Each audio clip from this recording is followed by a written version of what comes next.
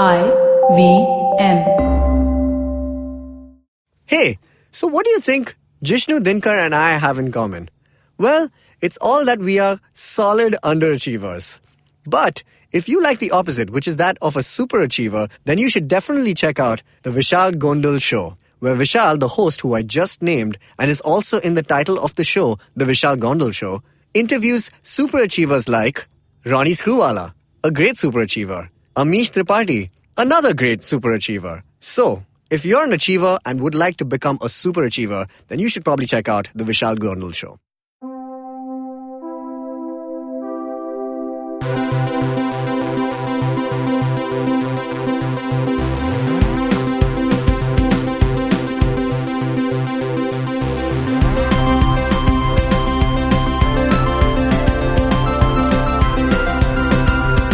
Hey everybody, welcome to a new episode of the Geek Fruit podcast. Today with me I have Naveen, our producer. What's up? Hello. How's it going? And I have Sid, Hey. who works on our website. Yo. How's it going? Website. How's the website going? The website's great, man. I know it like the back of my hand. Well, for those of you who don't know, we have a website. We are more than just a podcast, but mostly we're a podcast. Yeah.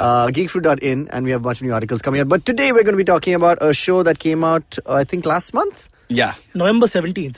Oh, November 17th. So yes, Yeah. it did come out Yeah, last month. last month, yeah. At least at the time of this recording. And it was Marvel's fifth show. Yeah. We always knew what four defenders we were going to get Yeah. initially, which was the usual suspects, Daredevil, Iron Fist, Luke Cage, Jessica Jones. So sixth show, na then? Because Defenders is the fifth show. Well, yeah, okay, then, Yeah. and Yeah. well, then four of them together is Defenders. And Yeah. then we got season 2 of Daredevil, in which they decided a very, very smart move to get the Punisher involved. Yeah. And that guy was just such a breakout star in it that they decided to give him his own show. Yeah. And thank God they did. Yeah. So, absolutely. Let's talk about Marvel's The Punisher, 13-episode Netflix series, binged in how many hours for you guys? I took my time actually. Oh, yeah? I did it over 4 days. Okay. But it's because I think generally it was a great show to binge. Right. But I think I needed to spend some time like just away from Yeah. some Right, of the, right. It's the heavy, it's crazier heavy over the material. top things that are going Definitely. on.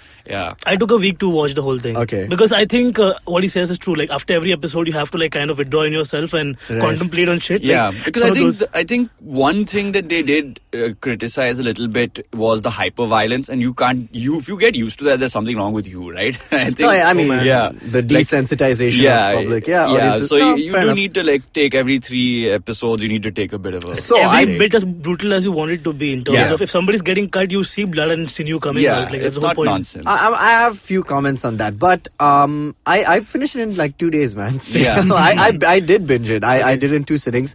I mean, I was like, I had injured my hand, so I was sitting at home. I couldn't do much, so I just ended up watching and eating food. And Yeah. so I remember Good watching times. the first. Yeah, I know, great times. And this is so weird because exactly this time last year I had dengue fever, and that's how I watched Oh, Luke shit. Cage. Yeah, I remember that. Which is pretty Yeah. bizarre. So I guess when Iron Fist 2 comes, You'll be free. I think you'll be free. Anyway, so I watched the first 2 episodes, I remember, and I said, because I had seen a bit of the reviews that had come in, because I didn't watch it exactly on the first day. I watched it maybe the second or third day, and by that time already some of the journalist reviews had come in, Yeah. and they were all saying that it's okay, it's not that good. And I was like, they haven't managed to escape the last few. But the then dip you of the found last out that few. the journalists lied. Yeah, they Yeah. lied. They lied. This show Fake news, dude. Yeah, is man. Fake fantastic. news. In this world and this time of like modern information, how can you do this? Yeah, Yeah. it's just fake news, Naveen. Is that, so I'm just telling you. so we are all in agreement. Yeah. This show is fantastic. This is Epic. perfect. It was a great tonally perfect show. The show, what it does for me, Yeah. it salvages itself through its own writing and salvation arc. 100%, yes, definitely. Which is And what it is earns amazing. every moment, Yeah. every death, every bullet, every like awful situation is taken, dealt with, and sort of they've gone through the entire thing, like Naveen said, and come back also. You know? Yeah. I think a couple of things that I thought about in, just on a very surface level, just right as I was watching it. The first thing is that, most of these Marvel shows which have 13 episodes are quite long and drawn out. I mean, Yeah. we've Yeah. always commented on how, there's always a dip by sometimes on the 9th episode, sometimes the dip is the entire show in the case of Iron Yeah, Fist. yeah. But, No dip. There's no dip here. I can safely say there's no dip. Start from the bottom them stayed there. Yeah, no, that's fine. Yeah. And this show, I think, is the first out of all the Netflix shows which has successfully managed to kind of not... usually you have 2 or 3 storylines that kind of converge towards the end. Yeah. This was the first time I've seen them do it seamlessly, kind of do a completely separate storyline from the main story, which is of Lewis, this ex-military guy who's come back from Afghanistan with PTSD. That's the thing, you're right. Yeah. The real key here is, unlike the other shows, and I mean, this is not completely true because Daredevil managed to do this to a large extent as well, right. is that the side characters were fully fleshed out immediately. Yeah. Okay, like Lewis and Curtis, for instance, we knew who they were by episode 1.5. Yeah. Lieberman's family got pulled into this thing so quickly because of the way he was like sort of a man behind the curtain pulling strings. Right. They gave him like a moment of sort of weakness and then showed him sort of voyeuristically checking in on his family. Yeah, it was really well planned out. So I immediately the seeds were planted and you didn't need more. They gave them one deep characteristic which they were like playing out on screen that was of consequence to us. Right. Yeah. And at the same time, they were fully like created they characters. didn't waste a lot of time with like exactly. And we So got a very strong female character in Gina Madani as and well. she's another Couple of strong female characters. And it's her in the boys club, men's world, trying to like step in, like break. She's trying to break eggshells, correct? You know, to make omelets, but you know, she's not being able to do that to her, because she's appalled by the basic injustice that she's seeing in this CIA situation that she's in. So you have all these like 4 side plot points. Which, when they start out, are actually more important than Frank Castle at this point. You know, because, and we'll get into the premise of the show. We start off with Frank Castle. I mean, he kind of completed his journey in season 2 of Daredevil. Exactly. So, really, we were wondering what is he going to do now? Is going to go, And they showed that was the problem. Which is such a good, like, turn of things. And they went with those first 2 episodes established that now he's completed his task. What do you do next? He's aimless, and that's an issue. Like, he's having these, like, psychotic breakdowns pretty much. He's literally just swinging a hammer against the wall. He has PTSD from PTSD. Exactly. He's like, oh my god, there's too much PTSD, I have to break some stuff. And then, even there, the construction crew storyline. Neat. So quickly it comes together and breaks apart. And like there was a needless thing to go and break up that gambling card room thing, and he comes in and punishes it. And like, where they give us a beautiful Easter egg also, the Nucci family. Exactly. It's going to come back and I'm hoping it's going to happen. It's going to happen for sure.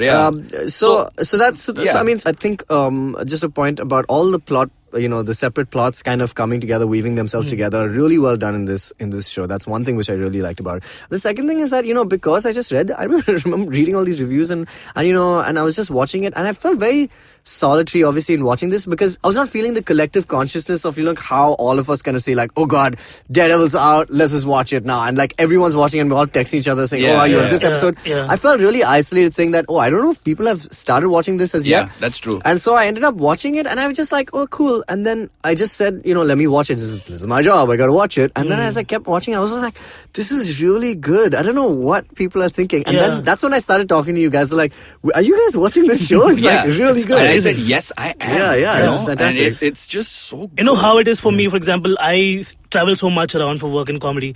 I don't get to watch shit like on my laptop a lot. So I download offline on Netflix and watch it. Correct. But it's one of those shows where I was like, it deserves to be watched on a bigger screen course, because 100%. it's such a good show. I remember date very clearly because 2 main things came out for me that weekend was Punisher and Jim and Andy, the documentary. Which again is a beautiful documentary. So good. So I watched that first and then waited for this. But totally paid off. Every moment of it was like building up to the finale, and the finale just made me cry so much. So let's actually talk about the premise of the show. Like we said, Frank Castle is in a position where he's seemingly, he's not even Frank Castle. He's Pete Castiglione, which is also a nice callback to the comics.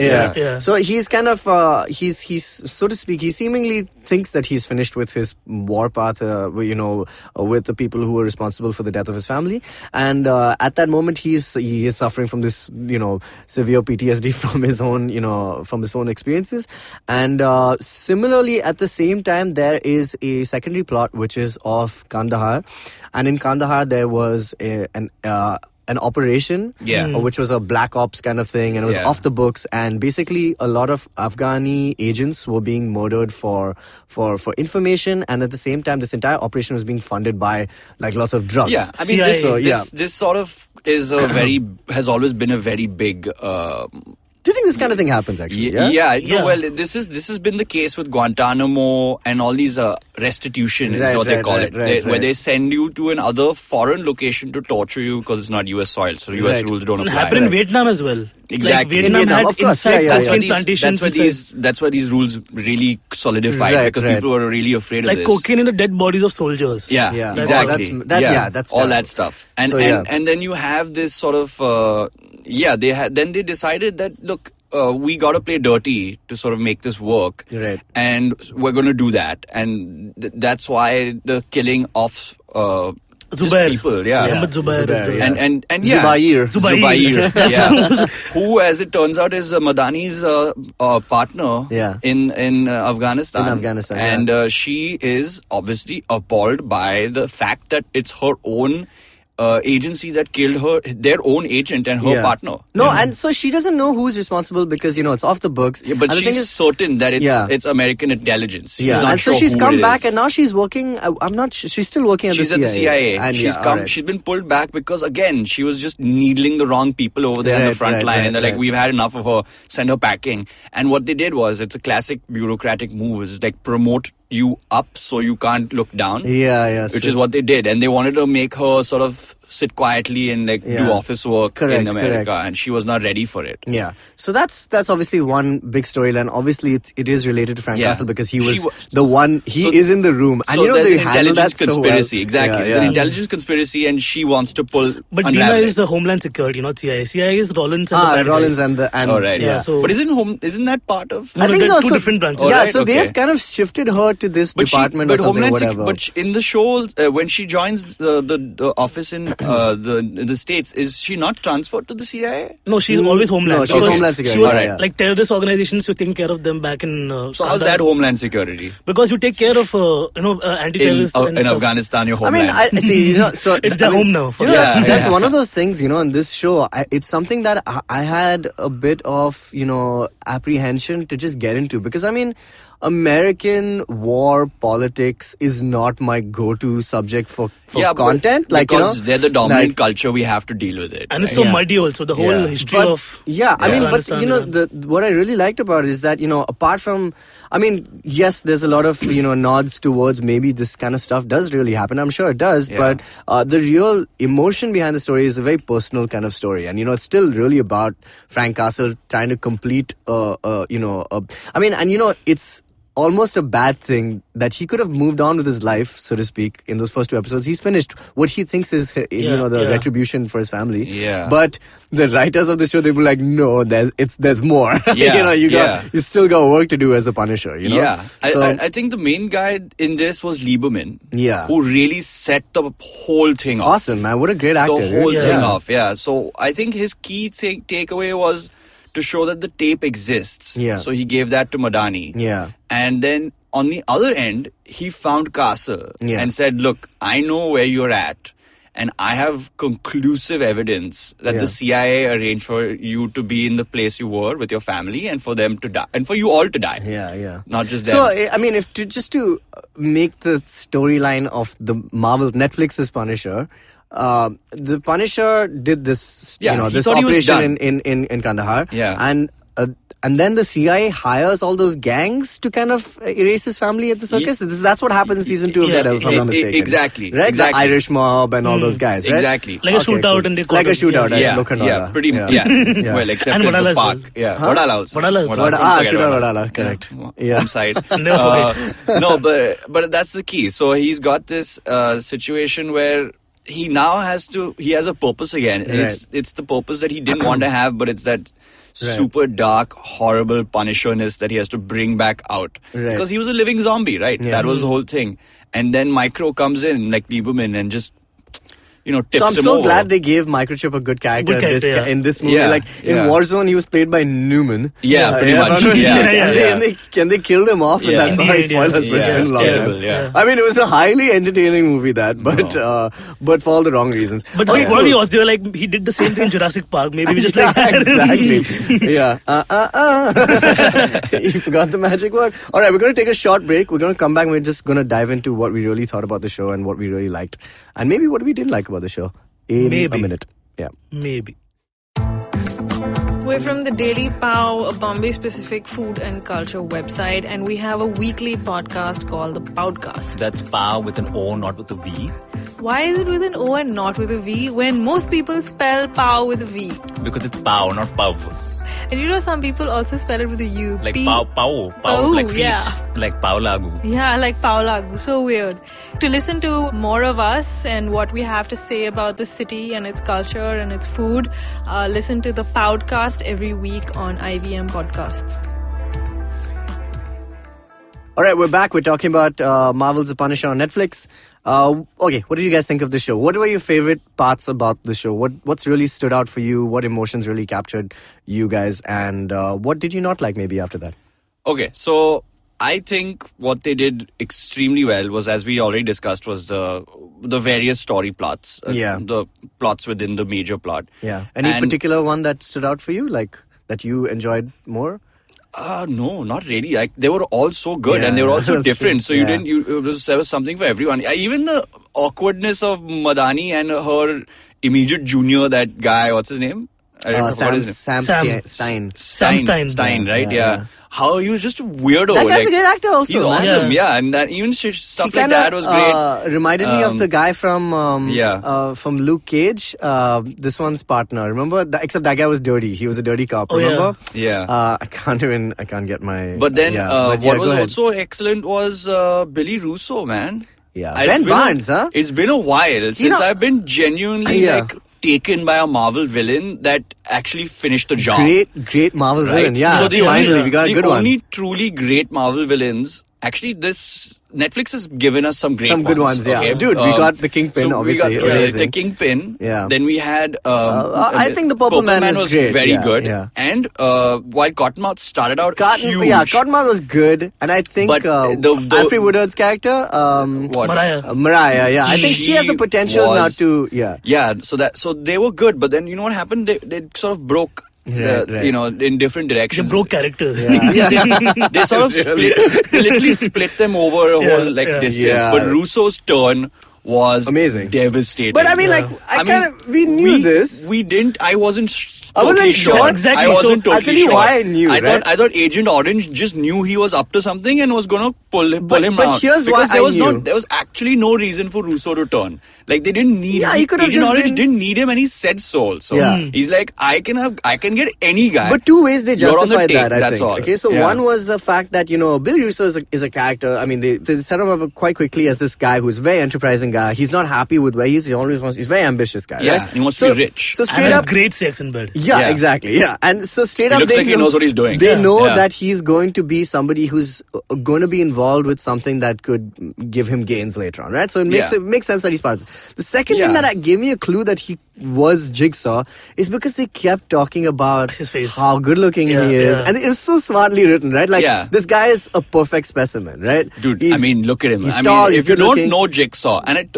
I'll be really honest with you, I forgot about Jigsaw. Again, guys, did not see his butt. His butt. Yeah, it's all there. Magnificent. It's all there. It's all there. It's all happening now. Exactly what you said. He's a specimen, right? Yeah, he's a perfect specimen. Like, if I forgot that Jigsaw's a thing. Yeah. So I didn't pick up on any of this till much later. I was like, Billy Russo rings a name. I was getting to it. Like, I felt like, because they kept harping on that point. I was just like, obviously this is major foreshadowing for that. Yeah. That was one thing. The second thing about Jigsaw is that this guy, man, he's such a good actor. Ruthless. He was great in Westworld also, if you remember, right? Like, he was Prince Caspian. Yeah, absolutely. Like, you look at him, I believed how ruthless he was. He was cold as. I mean, like, that was man. Like, he's glacier cold, man. The guy was on top of it. Yeah. And then you have Agent Orange, who's like, okay, whatever. He's, more he's embedded as your typical like autocrat, doesn't care about the pawns in the field kind of bad guy, which I get. I understand. No, as in like every person in this show was written with some reason for why they're doing it, and it all made sense. Then there's a corrupt general who's also on the take, who has a ridiculous masochism scene and all. Like it was awesome. Like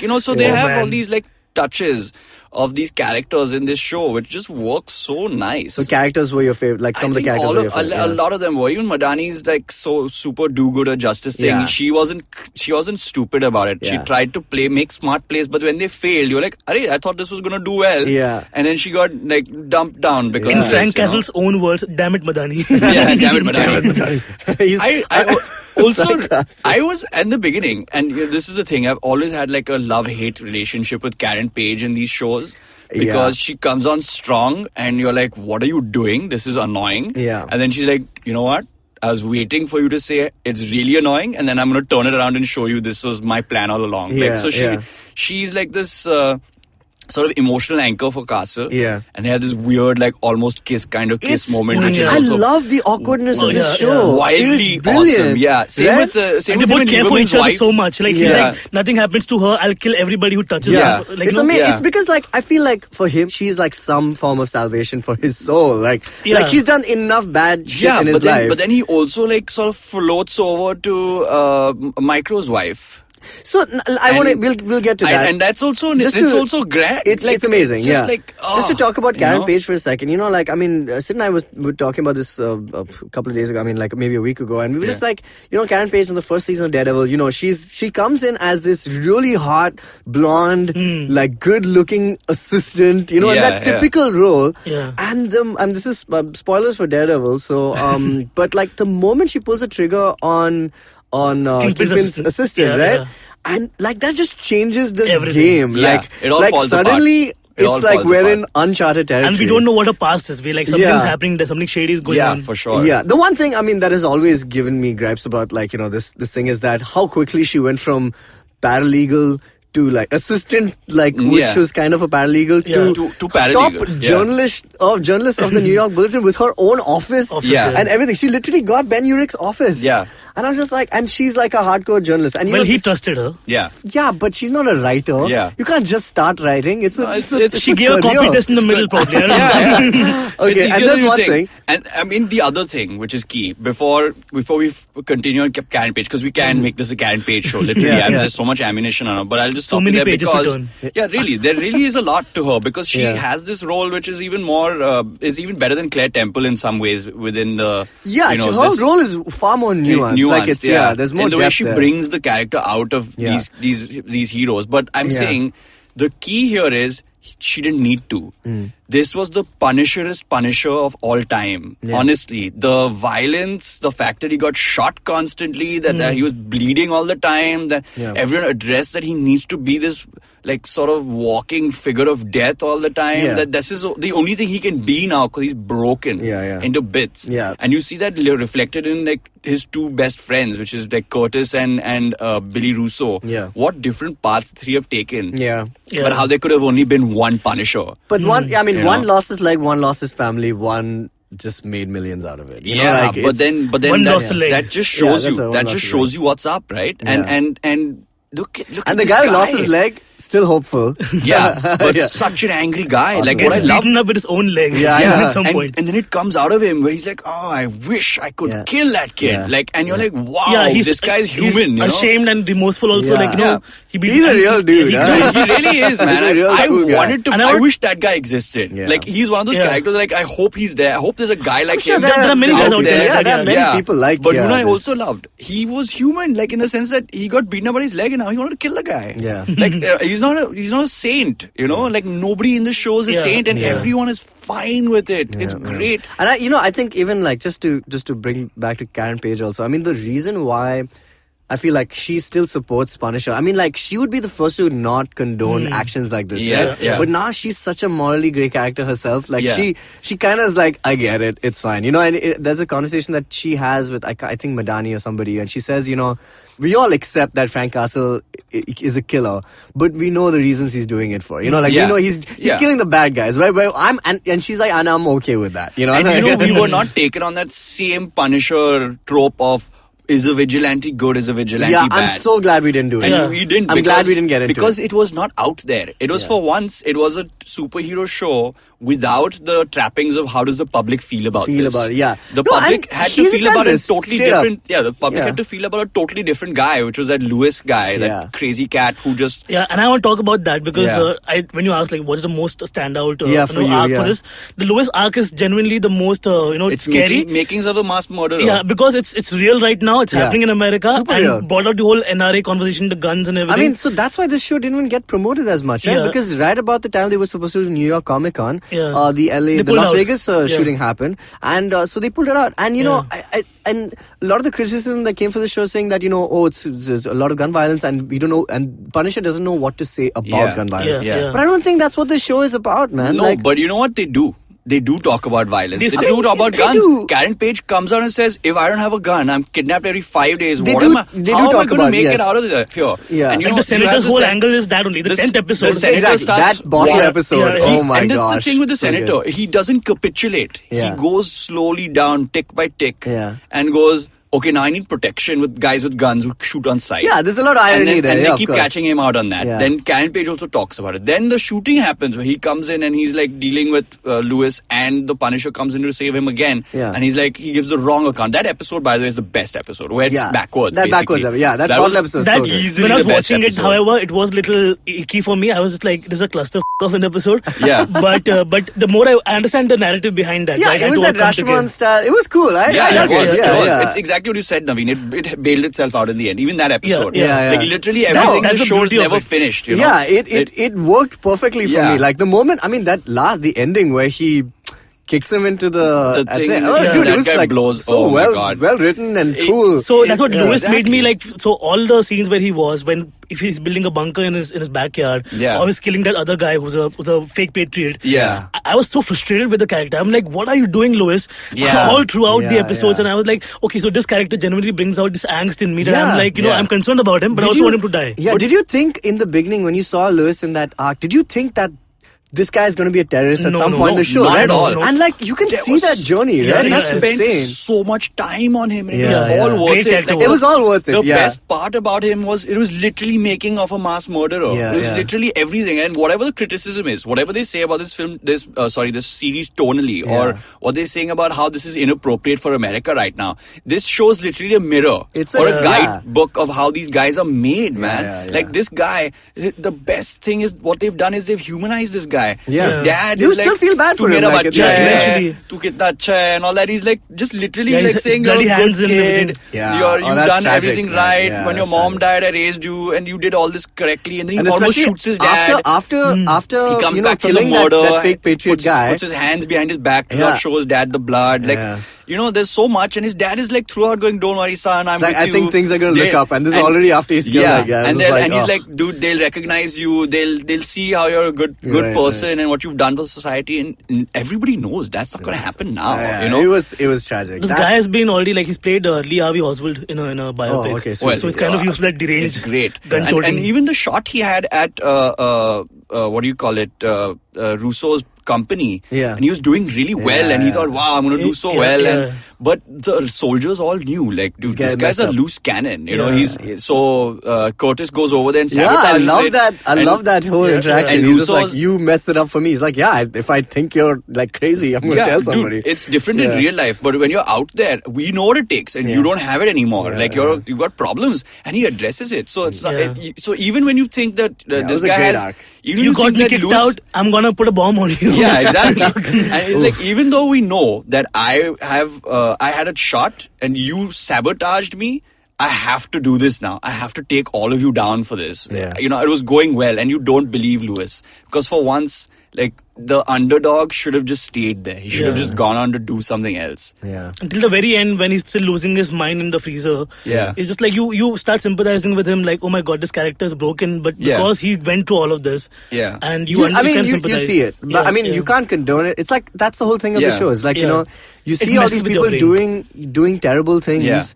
In whatever name they see, you know, fit. Yeah. But you empathize with them, but you can't condone it. That's exactly. To finish up, put a full stop on this, the beauty of it all was that Lewis saw the Punisher and Karen Page as people he would emulate. Yeah. And they would take him in and believe him. Yeah. And they're the first people who try and take him down. And he can't deal with it. And he's like, this is so double. There's Lewis, so many double. There's so yeah. many double standards here. There's so much wrong with it. He wants to be him. Yeah. It also gives you pause and you think, is he wrong though? Yeah. Because and then you say yes, he is, because he's doing it completely for selfish reasons. I mean, he's harming other people. So yeah. Yeah, but for selfish reasons. Yeah, like even the Punisher's harming people. But why he's doing it? He's doing it because he's not getting a job. He's not getting recognized. He's not getting recognition, and people are trampling on the veterans of America for their own, like, political reasons, which is why the senator's there. Of course. Gun rights for I mean, they covered a lot of ground on this. You know, I gotta be honest, it's all in this arc, though. Yeah. It doesn't spill over to the other stuff. So I think this was and again, it's excellent. beautiful, like how in that one entire hotel episode, they have all the main players involved somehow. Exactly. Which is like Karen is there, the senator is there. And then we know that's when Russo turns. Yeah, Madani is there. Russo turns. Yeah. And everyone like flips out. Oh yeah, that was good. That stairwell situation. They have to have a stairwell, dude. And I was thinking to myself, like, why doesn't he just shoot both of them? He's fast enough. Russo's got the higher ground. Like, they're not going to hit him. He's got the higher ground. He really has got the higher ground. Yeah. Punisher's injured. Like, Madani's gun is trained on him. Take her out first, then go after him, or take him out and get her anyway. Like, she's not going to hit him. You know, it didn't cross my mind. It was so tense that moment. It's the only mistake. It's fine. It's the first mistake Russo made, and it all went downhill for him. All right, cool. At that note, we're just going to take a short break. We'll come back, talk about the man himself, Frank Castle. Hello, I'm Sanjeev. And I'm Tushar. And this is the Rotomouth Podcast, a weekly show where we talk about motors and motoring in India. Cars, bikes, rickshaws, buses, friends, familiars, and time pass. Find us every week on the IVM Podcast app or any other app you might use. Stuck in traffic? Put on Rotomouth. Taking a while in the loo? Rotomouth is there for you. Dude, that sounded particularly disgusting. Thank you. But seriously, catch Rotomouth every week. We're back. We're talking about the Punisher. We were just having a conversation just right now. But the funniest thing is that when I was watching a bunch of I finished watching the show and then I went and watched some of the interviews. Like, I mean, we always end up doing it. And the most surprising thing was that John Bernthal's voice is not actually that deep and gravelly. Yeah. It's not. It's like. It's just like he's got like a Bronx accent. He talks like this. Yeah, like, he's like, excited. It's just like, I was just really excited about the character. And the show, he's like Sunil Shetty. He's just like,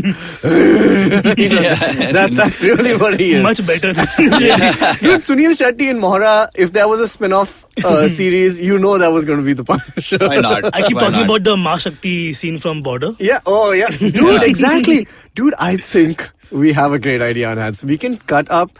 Do a fan edit. Don't say it out loud on the episode. Somebody else will do it before us. That's fine. It's fine. We know we're not going to do it. If we trust you just guys. Gag us. Just gag us. Don't do it A without us. supercut of Sunil Shetty from all his movies, killing people and stuff like that, but to the style of the Netflix Punisher trailer. Yeah, why you can not? do that. You will have my attention, And we Soro, call it man. the Anna. Just like The Anna returns. the Anna returns. Oh god. All right. So coming It's back. okay. It's not racist. I'm Mangalorean, so you can say that. We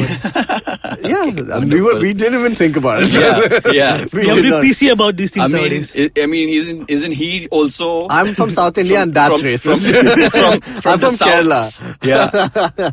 Anyway, all right, cool. Let's talk about John Bernthal. And first off, I think when he was cast itself in season 2, I knew this guy was going to be good. I seen him on Walking Dead. He was great in that. Yeah. So I was just like super like excited about it. He nailed it in season 2 of Daredevil. I think everybody said that he was like a standout character in this. And now we were just wondering whether he'd be able to hold his own show. And I think even though there's so many great supporting characters, it does come down to Frank Castle and his story and how he feels about it. And just few scenes in this show kind of elicit why he's done a really good job, at least for me. One was, we come back to that scene about, he's been getting closer and closer to Lieberman's family, Micro's family. And, because Microchip is obviously, he's confined to that little space. He can't go and reach out to his family because he needs to protect the fact that he's dead and, so that people won't come after him or his family. And the fact that, that relationship grows with his wife. And his kids also. And his kids. It becomes so weird and awkward, and in fact I was like, oh my god, please don't go down this path. Like that was my my reaction. I can't take this, not even from you. And I was just like, and it totally did go there. And but the way they resolved it right back though. It was perfect. Yeah. It was perfection. Also, man. who laughed really hard when he's like, you know what, I have a big dick. Yeah. That was dude, that scene when he comes back and they're both wasted and they're talking, and and Lieberman's also like, you know what? I knew this was gonna happen. It's weird, I know, but this. You're a good guy. She's a great girl. Yeah, and even Punish was like, the only time. Like the only time he shows some sort of other human emotion. Micro in this looks like a homeless Chris Martin. Have you noticed? Or he looks like that guy from the Wet Bandits in Home Alone. Oh yeah. Yeah, exactly. Yeah, he plays the character like excellently. But I think John Bernthal, he's just established this dark guy so well. Like every time he has to tell a story, he's just like, I remember back in the day when my friends and I. Every story starts like that. It's just like he set up a really good way of doing it. And there's this one line. I've told you guys this before, but like the one line that Lieberman tells Madan, he's like, the thing about Frank Castle is that I don't know, it's not about him. Wanting to die as much. He's like, he doesn't know whether he deserves to live. And I think that kind of really encapsulates his character, is that he's just doing things. Yeah, because he was a zombie, right? Before he got into this mission of his. Like he's ready to die. Like at any point in the show, his body is ready. He's too much of a cool guy to kill himself. Yeah, he's too cool to kill himself. And the thing is, he's too cool to die, actually. Like he just doesn't, because he's really good at what he does. Yeah. He's almost like a Wolverine character, in that way. Like he's driven through the pain, basically. That's the beauty of it, right? Even when towards the end, when Rollins is torturing him, you always have that villain monologue happening, but no one hurts the guy. That but was he's cutting him up. He's brutally injuring him, and he's going into these memories with his wife, and like, that was so well done. The transition of it was so beautifully done. And I was like genuinely getting sick watching that. You know what I did? I went, like, I fast forwarded to the end. I'm like, okay, he dies, then come back and watch the whole thing again. Because I could not take it. I'm like, my BP was rushing. There are a couple of tropes in these Netflix shows that I don't usually like, okay? And Iron Fist, did it over and over again, which was the flashback of his parents in that. Yeah. And in this one, it's a flashback of his wife. Flashback saying, this is a flashback, sepia tone. Exactly. And like, then monks beating him.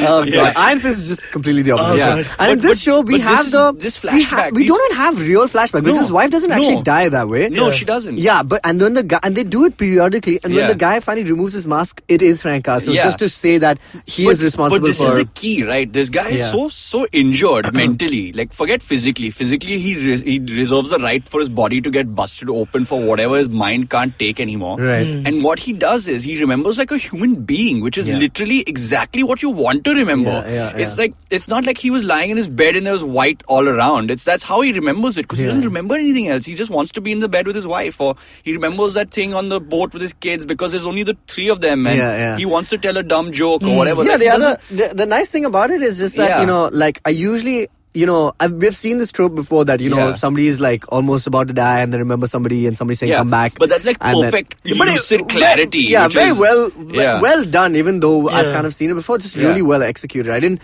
mind any of that at all. And I even like that though we know Russo's such a bad guy, right at the very end, he's still the one who lets him go. But it's Russo's pride, though. Yeah, it's a pride.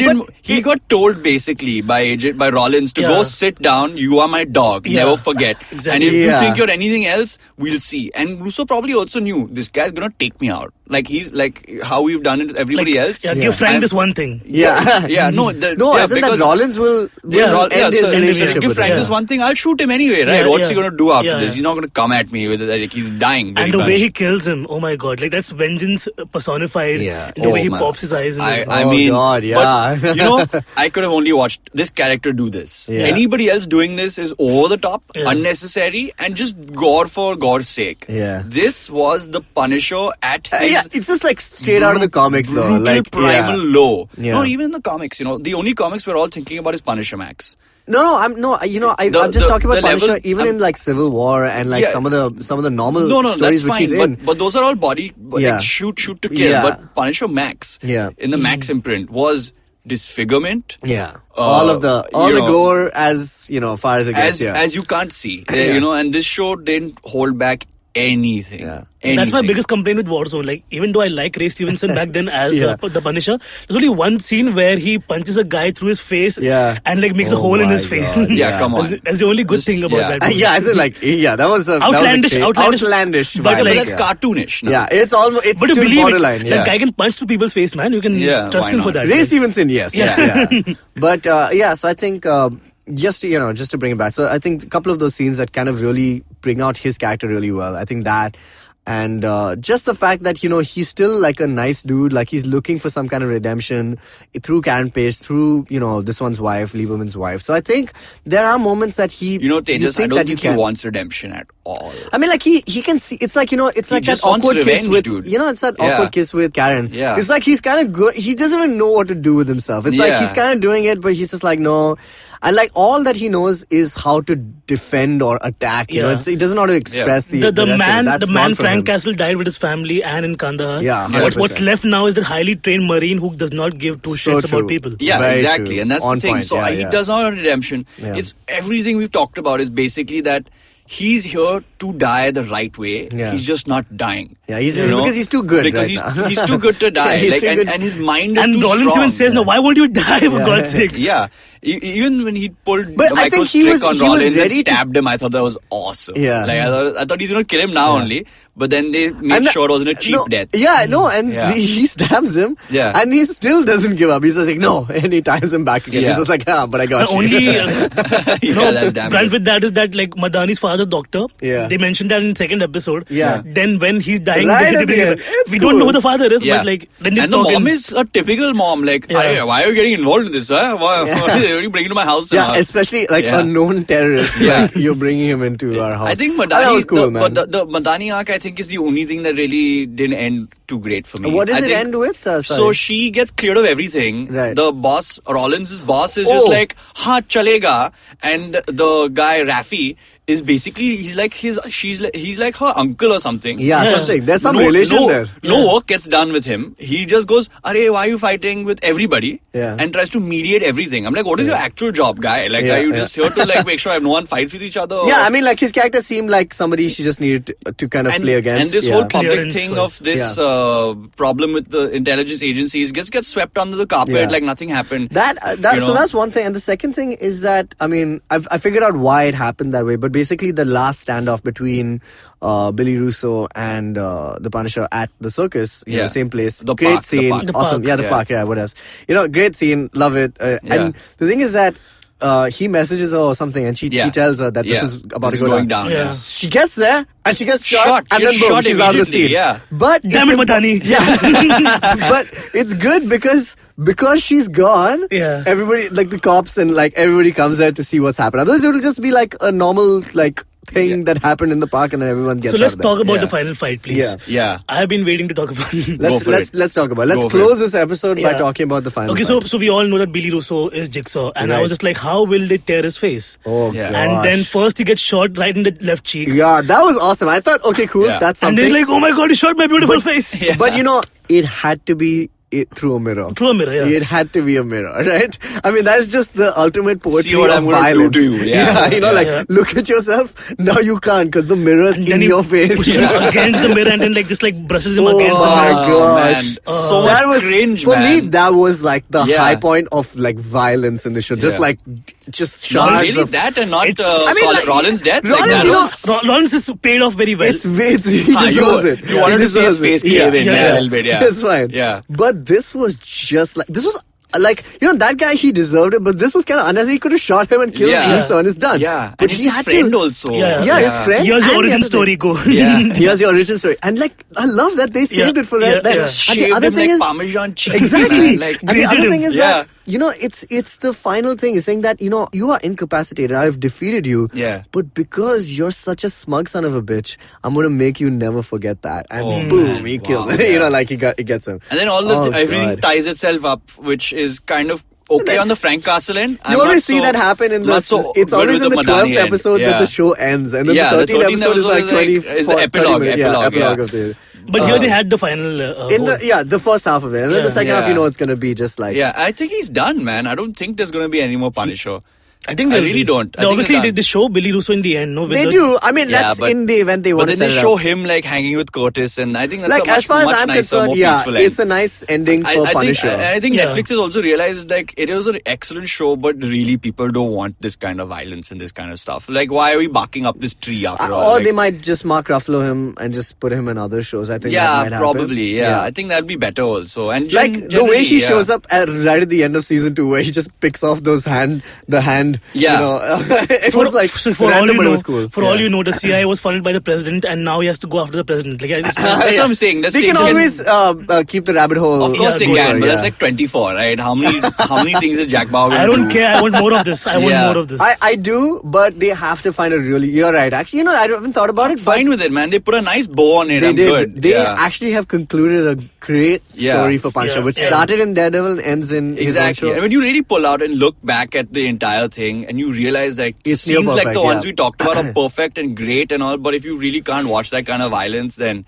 you're not going to be able to sit through it, this wasn't promoted as well. I don't know how the show's done, actually. I don't think it's done that well. Yeah, but it's done compared fine, to Iron Fist. I'm sure Iron Fist has had a better reception than this. At least in terms of sheer numbers. Some people really like that show a lot more than we think. Yeah. That's the weird bit, The thing is, like, the main audience is in America, and right now they are obviously boiling over with all the controversies. It can't be nice, for them. The very first poster was a skull made out of guns. Exactly. Like that's a controversy right there. I mean, let's be honest. Let's be honest. There's a bunch of people who like that as well. Yeah. I've also read. There is 50% who are against. Exactly. Yeah. But there's a large amount that are for, and also a lot of there were a lot of alt-right sites claiming the Punisher's a win for them.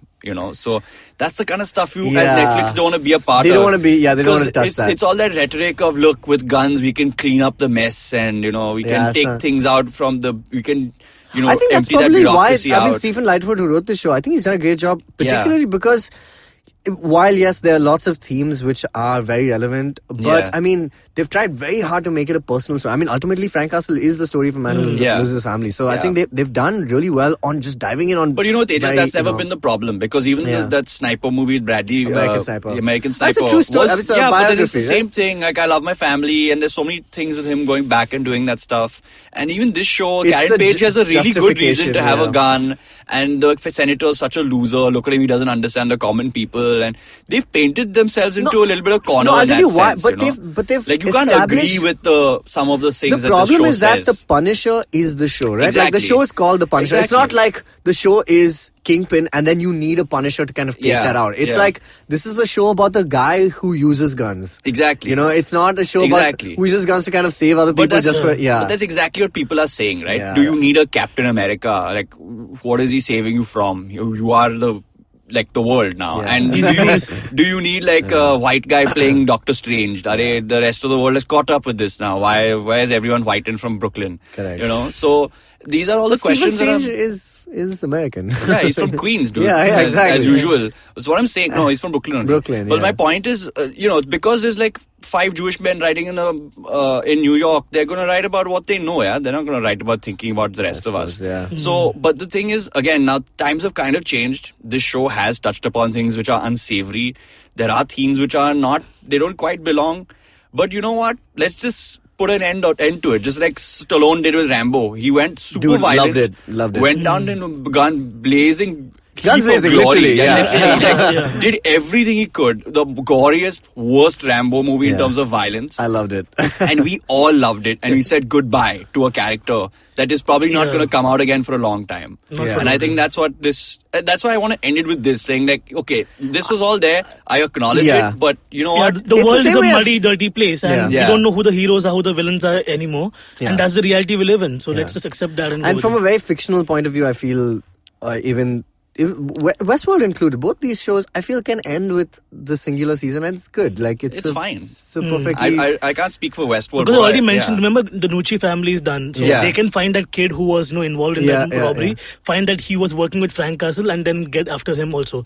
Possibility. Maybe, I don't know. I mean, like, this is the problem with John Wick and Taken. I mean, like, that's how they extend the story, is that there are more people who want to take revenge on you. Exactly. But I think John Wick trilogy will wrap it up very nicely. Chapter 3. Looking forward to it. Waiting for that. But this show... Thank God Dinka's not here. Yeah, we can talk about it, But really, like, this show, I think, is a wonderful tribute. And really, this character is not going to get to come out, like... As well. This is the best iteration we've seen. And I think we should just, like, let him have it. You know, let the Punisher have his day in the sun. Yeah. And, okay, maybe it wasn't the best climate for him, but this is probably the last we're going to see of him, and I'm so glad we got to. Yeah. He deserves his peace, let's put it that way. Yeah, all really. Right. Sure, so on that note, we're going to wrap this episode. Thank you guys for being here.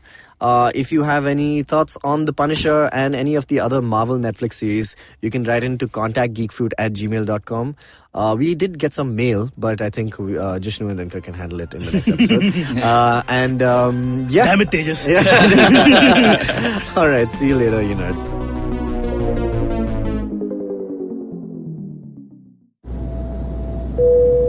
Good evening, ladies and gentlemen. This is your captain speaking. Sorry to say, but there's been a slight delay due to the apocalypse having suddenly begun. As you can see, there's death, destruction, and chaos taking place all around us. But don't you worry, food and drinks will be served shortly, and I would recommend checking out IVM Podcasts to get some of your favorite Indian podcasts. We'll keep you going till this whole thing blows over. Thank you.